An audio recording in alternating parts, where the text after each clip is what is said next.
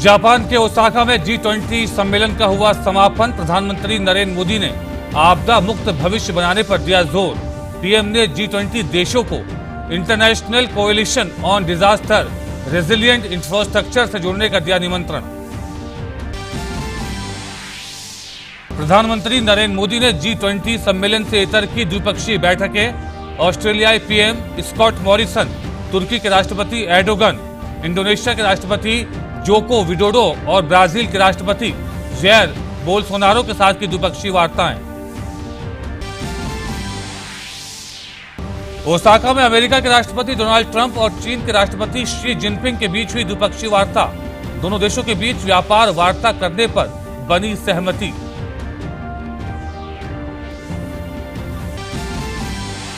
केंद्रीय गृह मंत्री अमित शाह ने आपदा प्रबंधन तैयारियों की समीक्षा की। राहत अभियानों में और अधिक कुशलता के लिए डीआरडीओ और एनडीआरएफ से आपस में मिलकर स्वदेशी उपकरण निर्माण करने को कहा। गृह मंत्री ने इन उपकरणों को पड़ोसी देशों को निर्यात करने को भी कहा।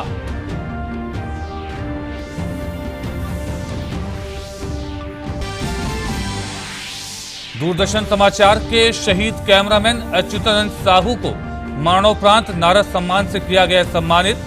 पिछले साल दंतेवाड़ा में सरकारी ड्यूटी करने के दौरान साहू की एक नक्सली हमले में की गई थी हत्या।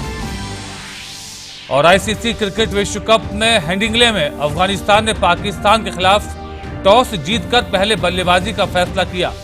वहीं लॉर्ड्स में न्यूजीलैंड और ऑस्ट्रेलिया होंगे आमने सामने।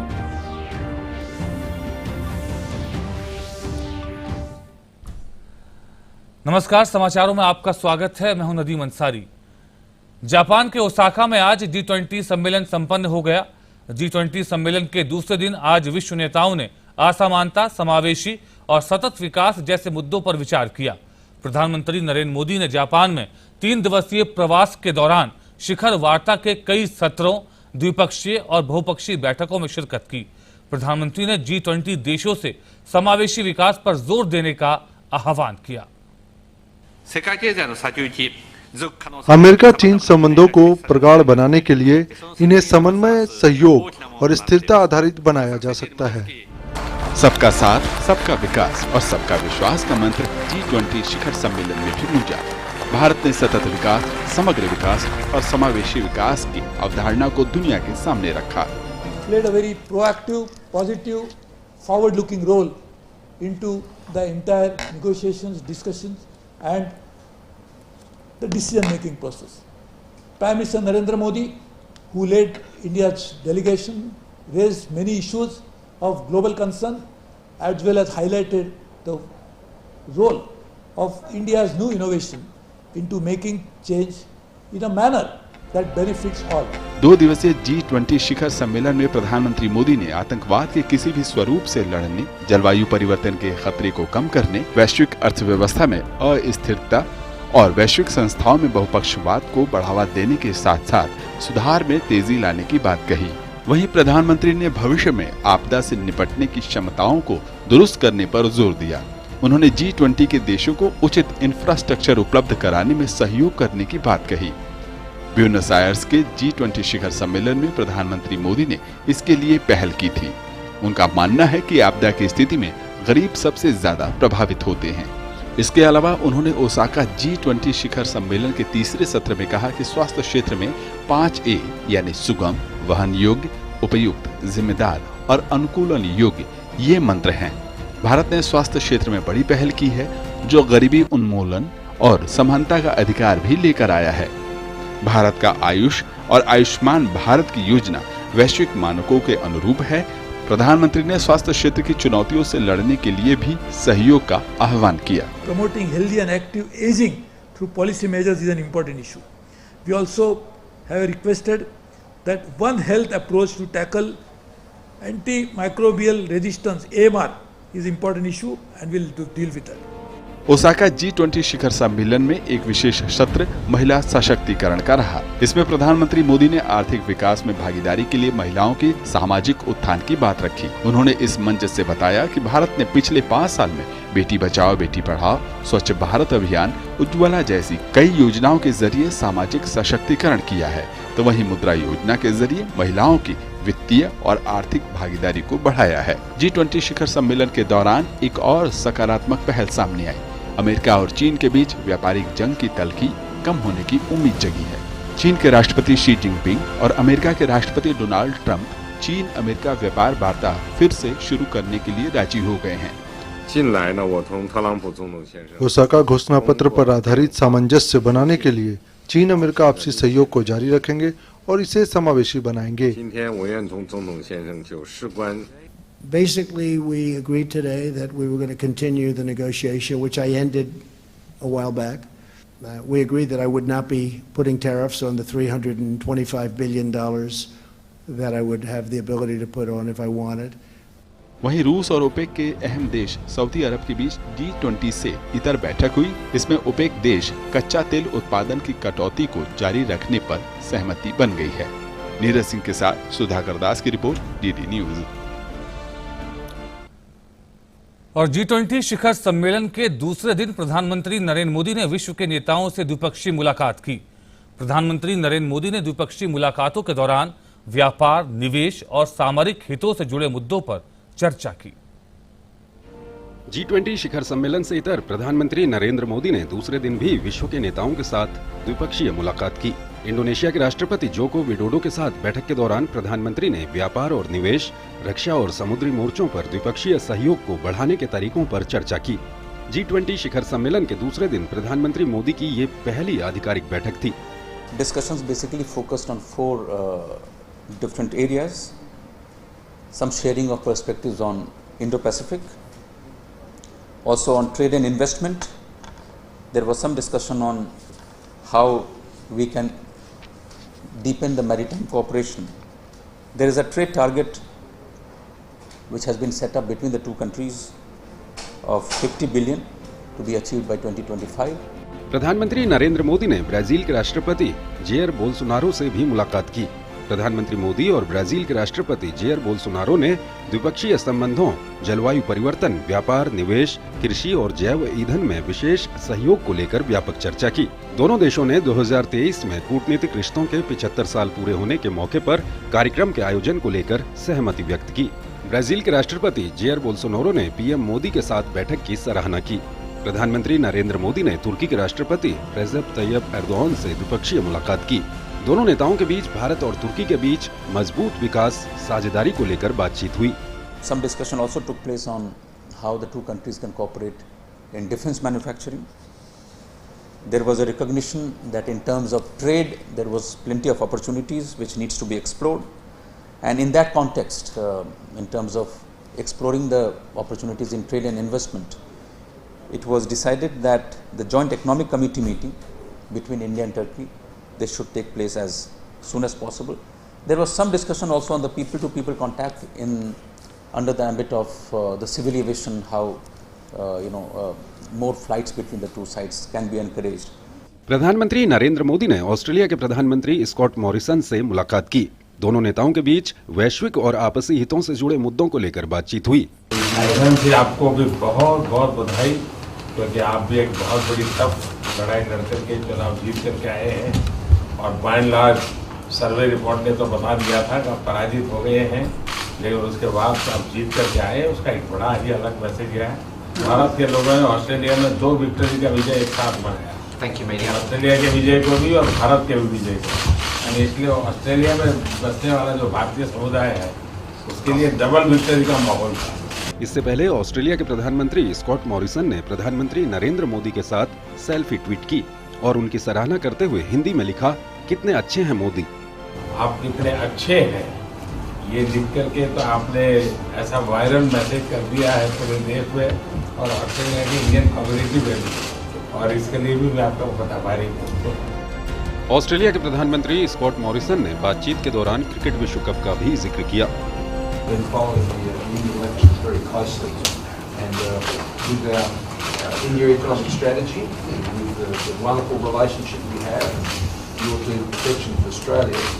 After both of our elections, there's a wonderful opportunity now to really pursue what is emerging as a great relationship, and always has been.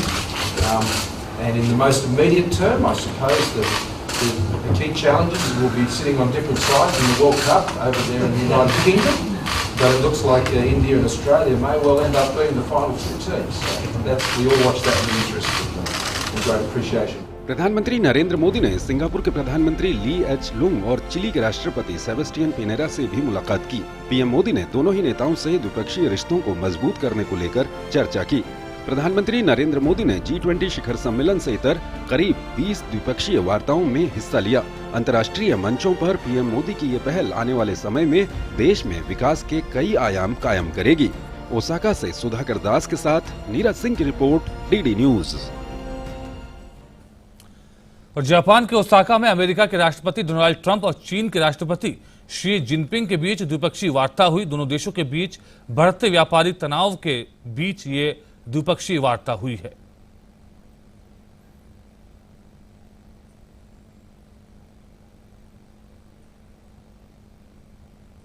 We have had a lot of time together and we've become friends. My trip to Beijing with my family was one of the most incredible of my life. I've seen a culture that rarely would you see. Chinese culture is an incredible culture. I look forward to working with you. As you know, we've had an excellent relationship, but we want to do something that will even it up with respect to trade. I think it's something that's actually very easy to do.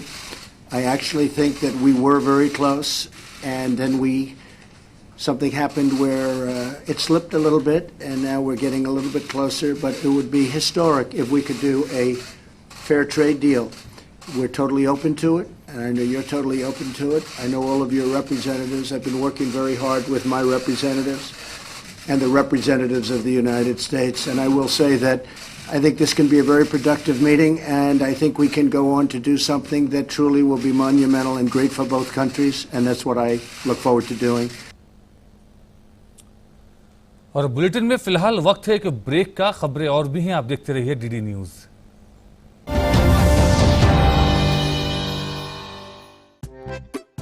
हाय माँ, मैं बात करूंगी। सुनो। जी madam जी। क्या नाम है तेरा? शीला। बच्ची का ख्याल रखा है कभी? जी। कहाँ रहती है? वो खोली। घर में कौन कौन है? इलेक्शन कार्ड है या पैन कार्ड? माँ, ये सब कैसे होगा? वही तो मैडम जी, हमारे पास तो ये होता है। That's okay. Thank you, Sheila. अरे ऐसे कैसे भरोसा कर लिया? चोरी का या नकली आईडी भी तो हो सकता है। माँ, असली आईडी है।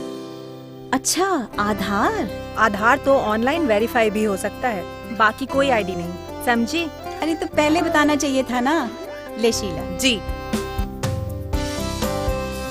आधार है तो भरोसा है और हमारी पहचान भी। आधार है तो अब गरीबों को भी अपनी पहचान मिली है और हमारे अपनों को मिली है सुरक्षा। तो आप भी आधार अपना लो, फायदे में रहोगे।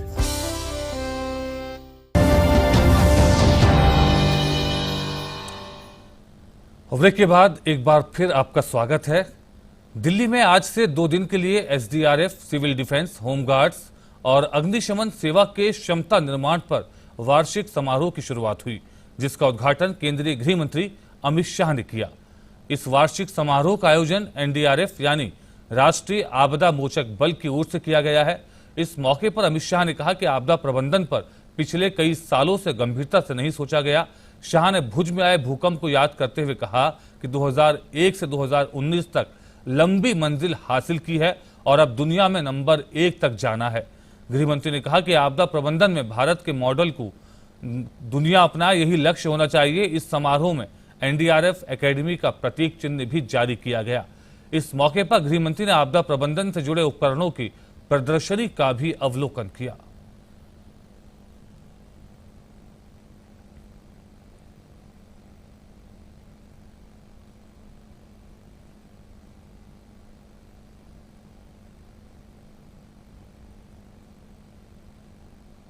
कि भारत के अंदर आपदा प्रबंधन के दृष्टिकोण पर विचार होने की शुरुआत होने के बाद कितने कम समय के अंदर हमने दूरी हासिल की और आज हम जहां पर खड़े हैं वहां से आगे कितना जाना है और कम से कम समय में जाना चाहिए, इसका भी विचार मुझे लगता है सम्मेलन के अंदर होना बहुत जरूरी है। अब समय आ गया है कि हर क्षेत्र की तरफ आपदा प्रबंधन के क्षेत्र के अंदर भी भारत दुनिया में सर्वप्रथम हो, सर्वश्रेष्ठ हो, वो लक्ष्य को लेकर इस सम्मेलन की समाप्ति है। गृह मंत्री ने ओडिशा में आए फोनी तूफान का जिक्र किया और कहा कि 1999 के मुकाबले इस साल आए तूफान में लोगों की कम जाने गई हैं और ये एक बड़ी उपलब्धि है। यही ओडिशा 1999 में तूफान आया, मौत की संख्या 10,000 और वही ओडिशा फोनी तूफान आया 2019 में, मौत की संख्या 64। कहां 10,000 होता है।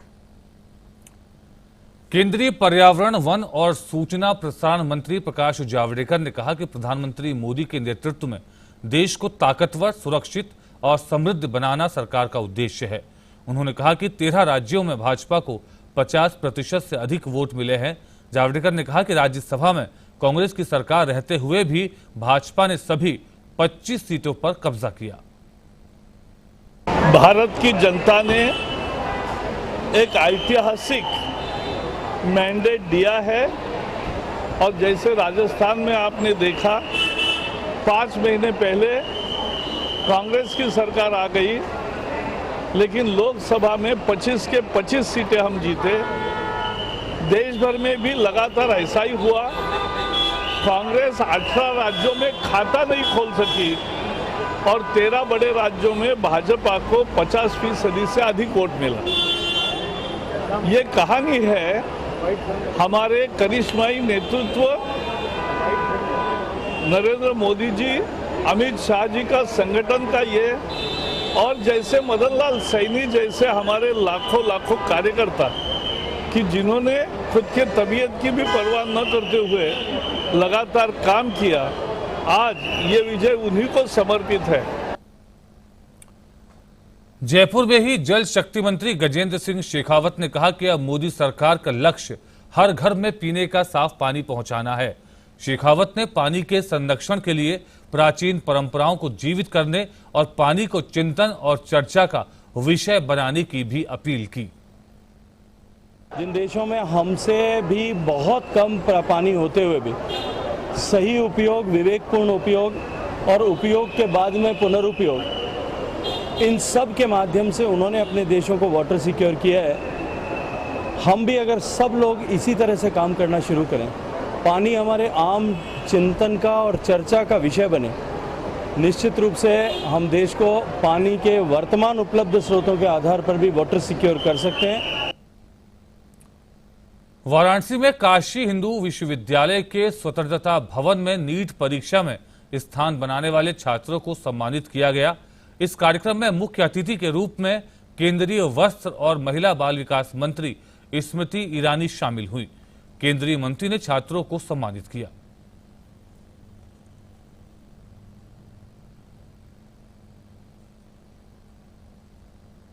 जितने बच्चे इस मंच पर आए सम्मानित हुए, उनके माता पिताओं के अभिनंदन के साथ साथ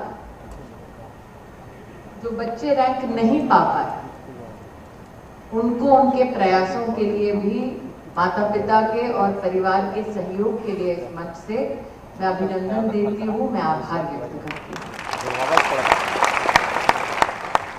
इस मंच पर कई रैंकों के बच्चे उपस्थित रहे। और यहां वक्त है एक और ब्रेक का। जल्द लौटेंगे और खबरों के साथ। आप देखते रहिए डीडी न्यूज।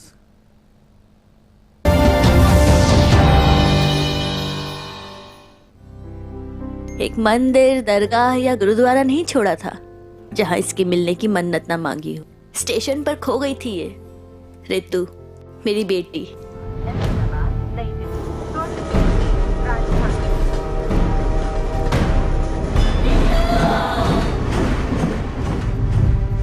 और देखो ना, ये मिली भी तो कैसे, इन उंगलियों के निशान से। आधार कार्ड बनवाया था इसका, तब काम आया, नहीं तो पता नहीं। आप भी अपने बच्चों का आधार कार्ड बनवा लेना, प्लीज।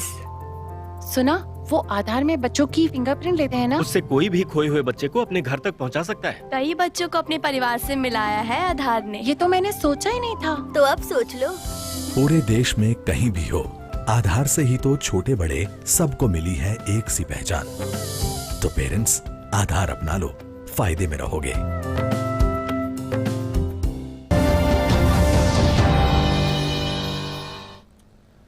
इस वर्ष के नारद सम्मान समारोह में डीडी न्यूज के शहीद कैमरामैन अच्युतानंद साहू को सम्मानित किया गया।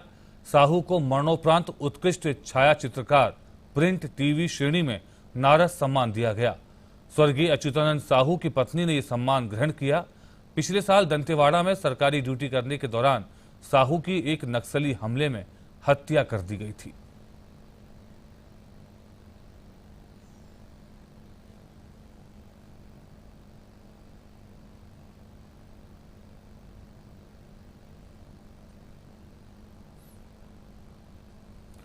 किसी नक्सल प्रभावित आदिवासी बहुल गांव में मतदान एक चुनौतीपूर्ण कार्य होता है। ऐसे क्षेत्र में मतदान की कवरेज करना और लोगों को पल पल की खबर मुहैया कराना साहस का काम है। जान जोखिम में डालकर यह कार्य करने का साहस दिखाया था डीडी न्यूज की टीम ने। 30 अक्टूबर 2018 को दूरदर्शन की टीम छत्तीसगढ़ के नक्सल प्रभावित क्षेत्र दंतेवाड़ा जिले में चुनाव की कवरेज करने निकल पड़ी, लेकिन नक्सलियों ने टीम पर हमला कर दिया और डीडी न्यूज के कैमरामैन अच्युतानंद साहू शहीद हो गए। दूरदर्शन समाचार की टीम छत्तीसगढ़ के दंतेवाड़ा जिले में चुनाव कवरेज करने के लिए पहुंची थी। दंतेवाड़ा जैसे नक्सल प्रभावित जिले में दूरदर्शन टीम के सामने आदिवासी बहुल गांव में 20 साल बाद हो रहे मतदान की तैयारियां दिखाने की चुनौती थी। दंतेवाड़ा जिले का नीलावाया गांव 1 किलोमीटर दूर आगे था। टीम आगे बढ़ रही थी। नीलावाया के जंगलों में सड़क किनारे नक्सली घात लगाए बैठे थे। नक्सलियों की मंशा बस किसी भी तरह से मीडिया कर्मियों को चुनावों की कवरेज से रोकना था। अचानक सामने से अंधाधुंध फायरिंग शुरू होती है।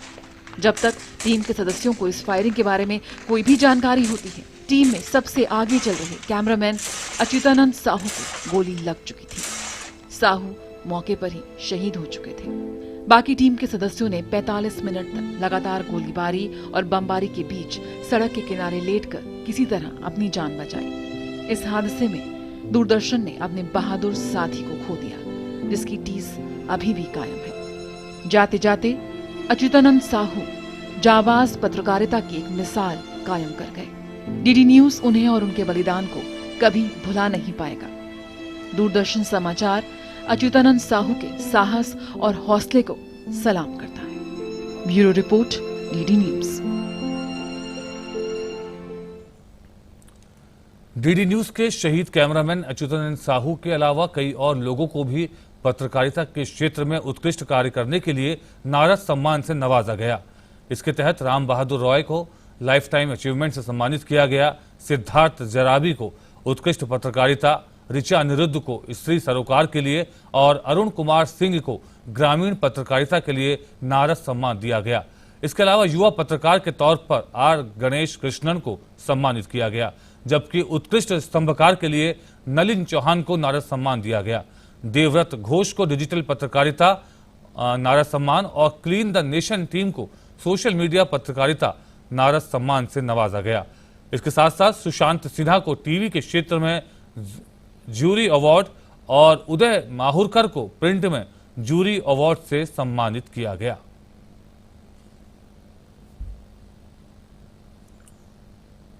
और अब बात करते हैं विश्व कप क्रिकेट की। क्रिकेट विश्व कप में आज अफगानिस्तान ने पाकिस्तान के खिलाफ टॉस जीतकर पहले बल्लेबाजी का फैसला किया।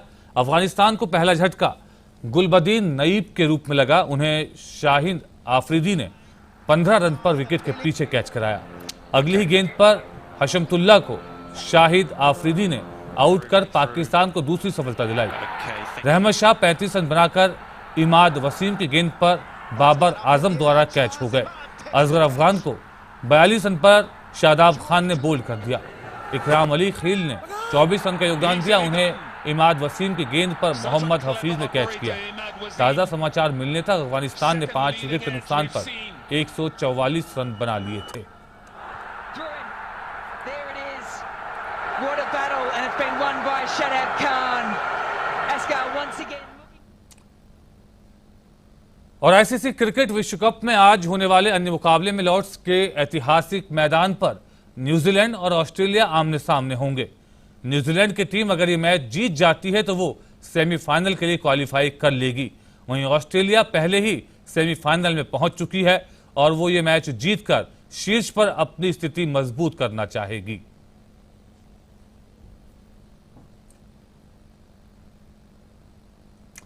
और इंग्लैंड में चल रही क्रिकेट की सबसे बड़ी प्रतियोगिता विश्व कप का खुमार क्रिकेट प्रेमियों के सर चढ़कर बोल रहा है।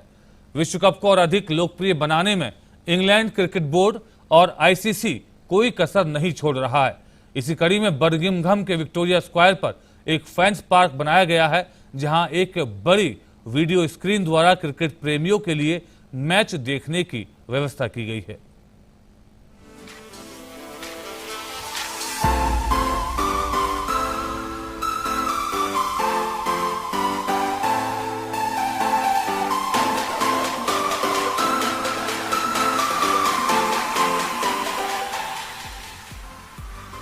इंग्लैंड में इन दिनों क्रिकेट विश्व कप का आयोजन किया जा रहा है।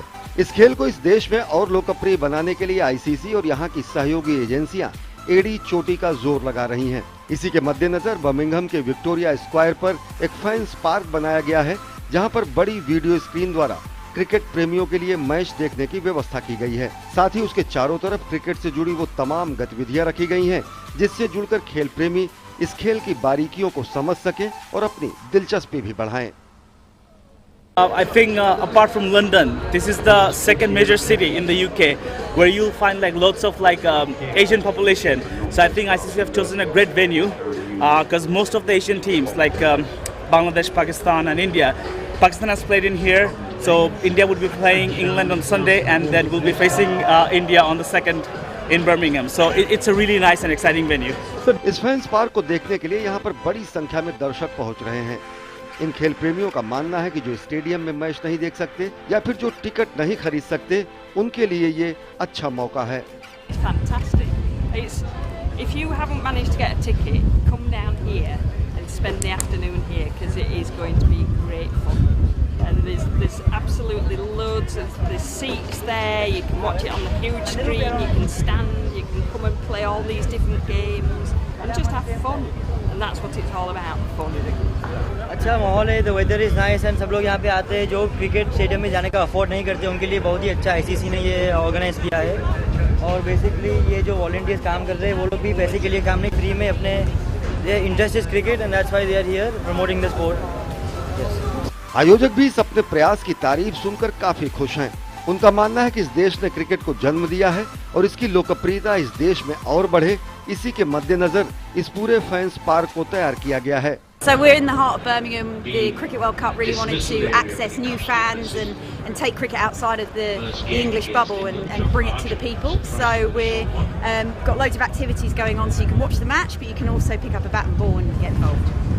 बर्मिंघम में मेजबान इंग्लैंड का सामना 30 तारीख को भारत के साथ होगा। पिछले मुकाबलों में अपने निराशाजनक प्रदर्शन के कारण इंग्लैंड की टीम आलोचकों के निशाने पर है और ऐसे में वो भारत के खिलाफ जीत दर्ज करके अपने फैंस का दिल जीतना चाहेगी। तो ये वो चीज़ें हैं जो क्रिकेट को खास बनाती हैं, जो क्रिकेट को लोकप्रिय बनाती हैं। और हो भी क्यों ना, जब भी इंग्लैंड आए, बर्मिंघम आए या मैनचेस्टर जाएं, तो इस तरह का आपको फ्लेवर देखने को मिलेगा और ये अपने आप में काफ़ी एक्साइटेड है, काफ़ी एक्साइटमेंट पैदा करता है, न केवल फैंस के बीच में बल्कि यहाँ आने वाले तमाम दर्शकों को भी अपने साथ जोड़ने का सबसे अच्छा तरीका है। कैमरामैन जयशंकर के साथ मैं Mukesh Shukla, DD news Birmingham. और इसी के साथ इस बुलेटिन में फिलहाल इतना ही, लेकिन डीडी न्यूज पर खबरों का सिलसिला लगातार जारी है। नमस्कार।